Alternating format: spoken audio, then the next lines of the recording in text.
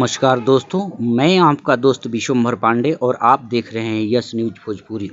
हमारे भोजपुरी के सुपरस्टार अंकुश राजा जी का कल एक धमाकेदार देवी सॉन्ग रिलीज होने वाला है। सॉन्ग का टाइटल है जीजा आई नवरात्र में। बहुत ही प्यारा सॉन्ग है। यह सॉन्ग कल वेब म्यूजिक से सुबह 6 बजे रिलीज किया जाएगा। आज इसका टीजर आ चुका है। अगर आप टीजर देखना चाहते हैं तो वेब म्यूजिक पर जाएं, इसका टीजर का फुल मजा लीजिए।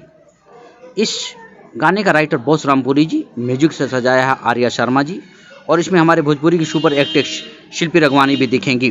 तो आप लोग देर न करें, कल सुबह वेब म्यूजिक पर जाएं, इस गाने को ढेर सारा दुलार प्यार दें। साथ ही अगर आप हमारे चैनल पर नए हैं तो चैनल को सब्सक्राइब कीजिए, ढेर सारा दुलार प्यार हमें दीजिए। नमस्कार, प्रणाम।